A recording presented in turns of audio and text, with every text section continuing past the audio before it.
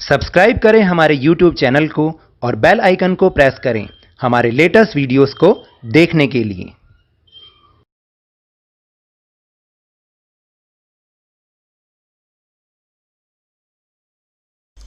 Hello and welcome to Lavneesh Sir की class. This is Directorate of Education GNCT of Delhi's worksheet number 25, and it is only for class 8 students. It has taken from the subject English, and we will learn and understand the continuing part of the lesson. This is Geordie's fawn in this worksheet. So as you all know कि ये lesson हम पिछली कुछ worksheet से समझ रहे हैं और पार्टली समझ रहे हैं और हमें इसको पढ़ने में मज़ा भी बहुत आ रहा है। आज भी इस वर्कशीट में हम इस लेसन का कंटिन्यूइंग पार्ट समझेंगे। लेसन का नाम क्या है? दिस इज जॉडीज फॉन, यानी ये जॉडी का फॉन है। फॉन मीन्स समझते हैं ना, यानी जो हिरन का बच्चा होता है, वो भी मेल वाला हिरन। So let's start and understand with me.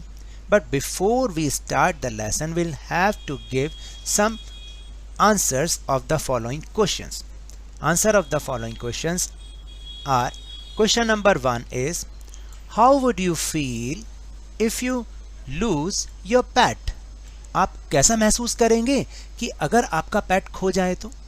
Sad feel करेंगे, हर्ट फील करेंगे, डिसअपॉइंटेड करेंगे, हेल्पलेस, या फिर एनी अदर आंसर?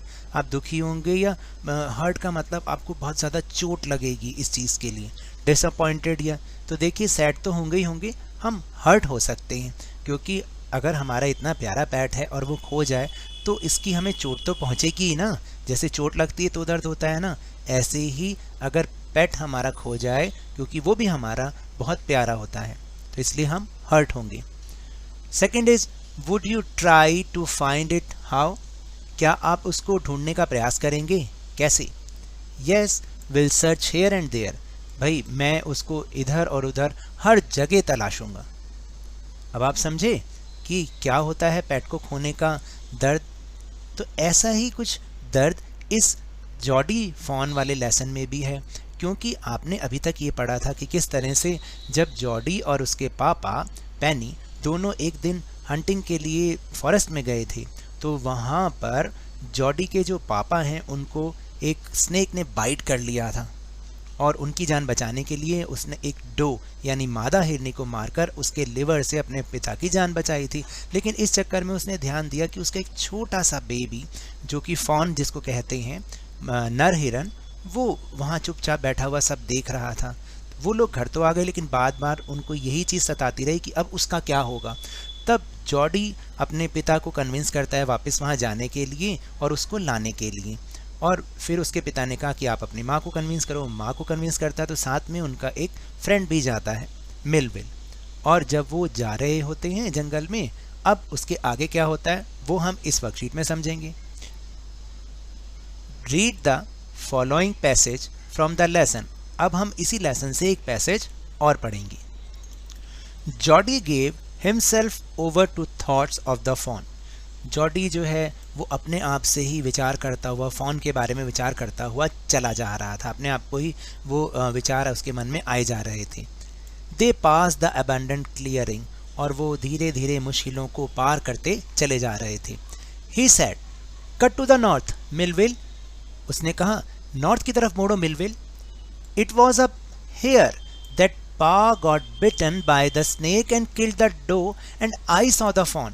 और यही वो जगह है जहाँ पर पापा को स्नेक ने बाइट किया था और डो को हमने मारा था, और मैंने ही वहाँ पर वो फॉन को देखा था।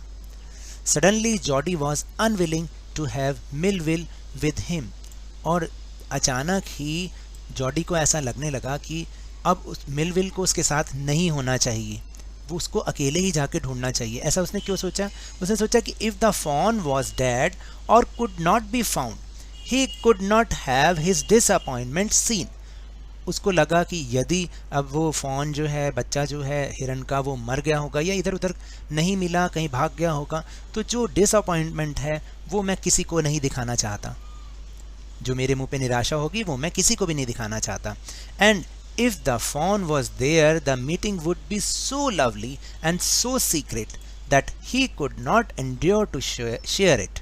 तो और अगर वो फ़ोन ज़िंदा मिलेगा, मेरी उससे मुलाकात होगी, तो वो इतनी अच्छी होगी और वो इतनी सीक्रेट होनी चाहिए कि मैं उसके बारे में कुछ भी किसी के साथ शेयर नहीं करना चाहता। He said, "It's not far now." उसने फिर बोला जॉडी ने मिलविल को कि बस अब ज़्यादा दूर नहीं रह गया है, but the scrub is very thick for a horse. लेकिन ये जो झाड़ियाँ हैं ना, बहुत ही कंटीली हैं और बहुत ही मोटी मोटी बड़ी बड़ी हैं, जो एक घोड़े के लिए ये बहुत ही बड़ी बड़ी हैं, उसको चुभ रही होंगी। I can make it on foot, यानी अब मैं यहाँ से पैदल ही चला जाऊँगा। तो मिलविल ने कहा, but I am afraid to leave you boy, मैं तुम्हें छोड़ते हुए डर रहा हूँ बच्चे। सपोज यू गॉट लॉस्ट और got bitten by the snake too, हो सकता है कि शायद तुम खो जाओ या फिर तुम्हें भी सांप काट ले। आई टेक केयर, मैं अपनी केयर खुद कर लूँगा। It might take me a long time to find the fawn, हो सकता है कि मुझे ज़्यादा समय लग जाए फ़ोन को ढूंढने में। इफ़ ही इज़ वॉन्डर्ड, और यदि वो भाग गया हो तो मुझे हो सकता है कि ज़्यादा समय लग जाए उसको ढूंढने में। Leave me off right here, आप मुझे यहीं पर ही छोड़ दो। All right, but you take it easy now, you know north here and east. ठीक है, उसने बोला, मिलविल ने बोला ठीक है, अब कोई बात नहीं, तुम आराम से रहो, अब तुम आराम से जा सकते हो, लेकिन तुम्हें पता है ना ये नॉर्थ है और ये ईस्ट है। There and there that tall pine makes a bearing, तो और फिर उसने बताया यहाँ वहाँ ये जो लंबे लंबे पेड़ हैं, पाइन के पेड़ हैं, ये हैं। सो लॉन्ग, बड़े बड़े, so long Millville, I am obliged, हाँ मुझे पता है ये बहुत बड़े बड़े हैं और मैं आपका धन्यवाद करता हूँ। He waited for the sound of the hooves to end, इसका मतलब क्या हुआ कि वो अब इंतज़ार करने लगा जब घोड़ों की टाप खत्म होने की वो इंतज़ार करने लगा। देन कट टू राइट, और फिर वो दाएं हाथ की तरफ चला गया। यानी कहने का मतलब ये है कि वो मिलविल के जाने के इंतज़ार करने लगा, क्योंकि जब तक घोड़ों की टाप आ रही थी उसे लग रहा था वो वहीं आसपास है, तो इसका वो इंतज़ार करने लगा।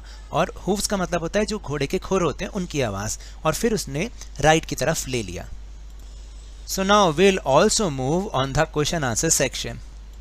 Filling the blanks using the hints below, आपको नीचे कुछ हिंट्स दे रखे हैं, उसमें से आपको चूज करके ये फिलिंग द ब्लैंक्स पूरे करने हैं। तो A part is name the two characters of the in the above extract. ऊपर पैराग्राफ में टू कैरेक्टर्स कौन कौन से हैं देखिए जरा, they are Jody and Millwheel. Now the B part, Millwheel was afraid to leave Jody alone because he was scared, वो क्यों डर, मिलविल उसको छोड़ते हुए डर रहा था, आखिर वो क्यों डर रहा था। इफ जॉडी गॉट लॉस्ट और गॉट बिटन, ये भी हमें नीचे से ही चूज करना है कि वो कहीं खो ना जाए, या got bitten by snake, snake उसको काट ना ले। C Jody didn't want Millwheel to come with him because of two reasons, Jody नहीं चाहता था कि मिलविल उसके साथ आए दो कारणों से। पहला कारण, if the fawn was dead, yes, और could not be found, he could not have his, क्या नहीं दिखाना चाहता था, disappointment seen. Second is if the dash was there, कौन, fawn was there, the meeting would be so lovely and secret, yes, that he could not share it, और जब अगर fawn मिल भी गया, हो सकता है fawn मिल जाए, तो वो मीटिंग बहुत ही सुंदर होगी और बहुत सीक्रेट होनी चाहिए और वो इसको किसी के साथ शेयर नहीं कर सकता। D part is what acted as a compass in the forest, तो आप देखिए कंपास का काम किसने किया फॉरेस्ट में, द टॉल पाइन, जो पाइन के लंबे लंबे ट्रीज थे, उसने बताया था ना कि ये याद रखना, इधर से निकलना, ये लंबे लंबे ट्रीज हैं और ये इस तरीके से। Last is find a word from the above extract which means not wanting to do something. ऊपर पैराग्राफ में से आपको एक वर्ड ढूंढना है जिसका मतलब वो होना चाहिए कि कोई काम करने की चाहत ना होना। यस, अनविलिंग, अनविलिंग का मतलब होता है जब हम किसी काम को नहीं करना चाहते। So now that's all for this worksheet. अगर मेरे इस तरह समझाने से आपको थोड़ा सा भी समझ में आया हो तो इस चैनल को ज़्यादा से ज़्यादा सब्सक्राइब कीजिए, लाइक कीजिए और बहुत ज़्यादा शेयर भी कीजिए, और मेरे साथ इसी तरह इजी वे में वर्कशीट को समझते रहिए, लेकिन ध्यान और मन लगाकर पूरी मेहनत और लगन के साथ पढ़ते रहिए। And if you want to defeat corona virus then keep maintaining physical distance of 6 feet और 2 yards and keep wearing a mask, क्योंकि जब तक दवाई नहीं तब तक कोई ढिलाई नहीं। Thank you very much.